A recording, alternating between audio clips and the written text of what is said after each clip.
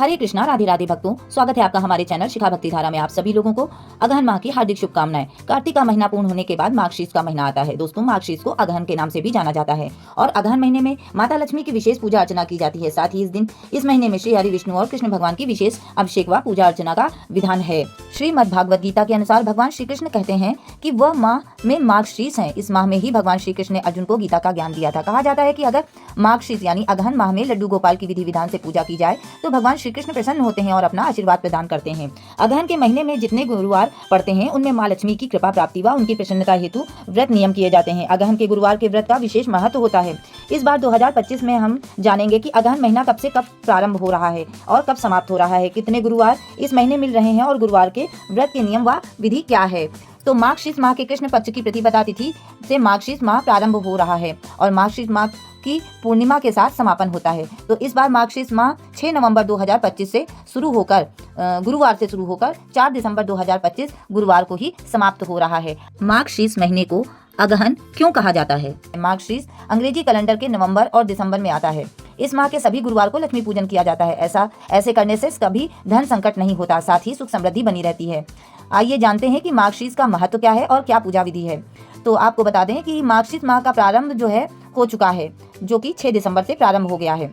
वैसे तो इस माह में भगवान श्री कृष्ण की पूजा का विधान है, लेकिन अगहन के सभी गुरुवार को लक्ष्मी पूजन किया जाता है। ऐसा करने वाले जातकों को कभी धन का संकट नहीं झेलना पड़ता है। पूजा विधि के अनुसार जो है 12 महीनों में किसी न किसी देवी देवता की पूजा करने का विधान है। जैसे चैत्र में नवरात्र पर दुर्गा जी, वैसाख में अक्षय तृतीया पर परशुराम, जेठ में यमराज सावित्री, आषाढ़ में जगन्नाथ, श्रावण में भोलेनाथ, भाद्रपद में गणेश पर्व और कुंवर में पितृ और नवरात्र, कार्तिक में धनतेरस, गोवर्धन पूजा, देव दीपावली। तो वैसे ही अगहन में भैरव जयंती, लक्ष्मी पूजन का भी विशेष महत्व होता है। और आपको बता दें कि अगहन माह में महालक्ष्मी की विधिवत आमंत्रित कर पूजा अर्चना करने से माँ लक्ष्मी उस घर में निवास करती हैं। साथ ही माँ लक्ष्मी का पूजन और व्रत करने से परिवार में सुख समृद्धि बढ़ती है। माँ को आमंत्रित करने के लिए मुख्य द्वार से लेकर पूजा घर तक चावल के आटे को घोलकर माँ लक्ष्मी के पद चिन्ह अंकित किए जाते हैं। कथा के अनुसार माता लक्ष्मी पृथ्वी वासियों की दरिद्रता को दूर करने के लिए अगहन महीने के शुक्ल पक्ष की 10वीं तिथि को गुरुवार के दिन प्रकट हुई थी। ये बहुत ही दुर्लभ संयोग है। माँ लक्ष्मी की कृपा पाने के लिए अगहन महीने में गुरुवार की व्रत पूजा करना चाहिए। अगहन गुरुवार की तैयारी बुधवार से ही प्रारंभ हो जाती है। मंदिर की साफ सफाई, झाड़ू पोछा, जो भी बाल कटवाने, नाखून काटने हैं, सारी सफाई, ये सब एक दिन पहले ही कर लेना चाहिए, क्योंकि पूजा के दिन यानी ब्रह्म मुहूर्त में ही लक्ष्मी कलश स्थापना होती है। संकल्प लिया जाता है, उनके पद चिन्हों को बना लिया जाता है। मुख्य द्वार पर दोनों तरफ उनके चिन्ह बनाए जाते हैं, स्वास्तिक बनाया जाता है और मुख्य दरवाजे पे पहले से ही तोरण लगा लेना चाहिए। इस दिन नए चावल का प्रयोग किया जाता है, क्योंकि इस दिन अष्टलक्ष्मी की पूजा होती है। इस पूजा में माता की कलश स्थापना, माता की चरण, दहलीज पूजन, इन सबका विशेष महत्व होता है। इस पूजा में नमक खाना वर्जित है। साथ ही आज तेल का भी प्रयोग नहीं किया जाता है, ना तेल लगाया जाता है। और देखिए, नमक तो वैसे अधिकतर हर व्रत में वर्जित ही होता है। ये नियम गुरुवार की पूजा में जरूरी होते हैं। और भी नियम है, जिस प्रकार से बुधवार की शाम में माँ लक्ष्मी को आमंत्रित देने के पश्चात महिलाओं को गुरुवार यानी सूर्योदय से पूर्व स्नान करना चाहिए। फिर व्रत का संकल्प लेकर मुख्य द्वार पर दीप प्रज्वलित करें। दोपहर में भी इसमें माता को भोग वगैरह लगाया जाता है। इसके बाद को पुनः शाम को फिर से पूजा अर्चना प्रसाद ग्रहण करना चाहिए। ऐसा करने से जातक में माँ की कृपा बनी रहती है। आपको पूजा विधि के बारे में अब बताते हैं। पूजा विधि इस प्रकार है। सबसे पहले गुरुवार को ब्रह्म मुहूर्त में ही उठकर स्नान करें। स्नान करने के बाद स्वच्छ पीले वस्त्र धारण करें और उसके बाद उत्तर पूर्व में सबसे पहले चौकी लगाएं। फिर उस पर लाल कपड़ा रखें। रंगोली चाहे तो बनाएं या फिर एक दिन पहले ही बनाकर रख लें।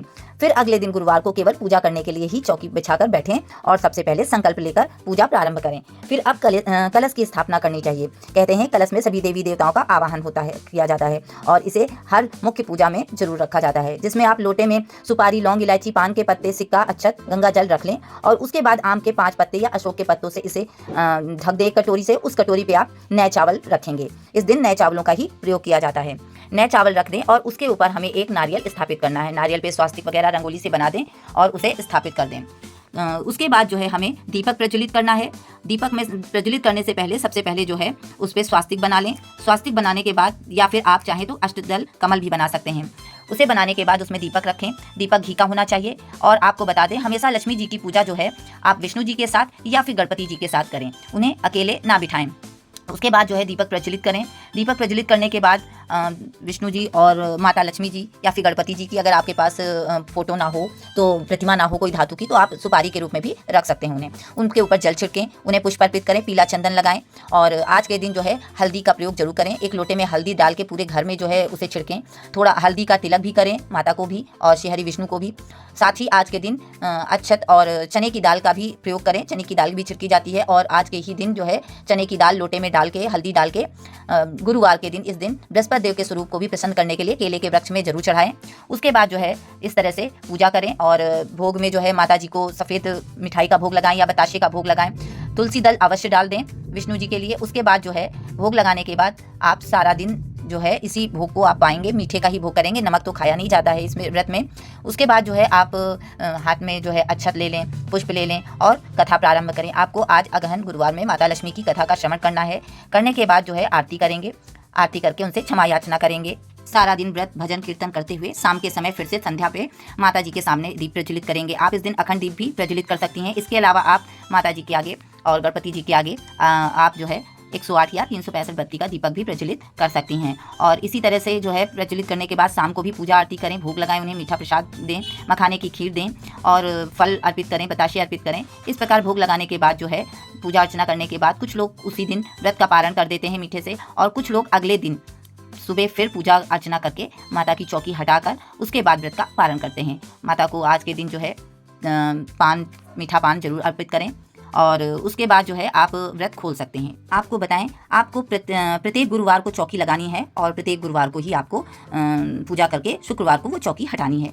इस बार 2025 में 5 गुरुवार पड़ रहे हैं, जिसमें से एक गुरुवार से प्रारंभ हो रहा है और अंतिम गुरुवार से समापन हो रहा है। आप चाहें तो लक्ष्मी जी के ये व्रत जो है 16 रख सकते हैं या फिर आप अंतिम गुरुवार को उद्यापन पूर्ण तरह से कर सकते हैं। तो इस प्रकार से आप गुरुवार को माता लक्ष्मी की पूजा अर्चना कर जो है उन्हें प्रसन्न करें और अपने घर में जो है सुख समृद्धि सौभाग्य का आशीर्वाद उनसे प्राप्त करें। इस प्रकार वीडियो में दी गई जानकारी अच्छी लगी हो, वीडियो पसंद आया हो तो प्लीज वीडियो को लाइक करें, शेयर करें व सब्सक्राइब करें। राधे राधे।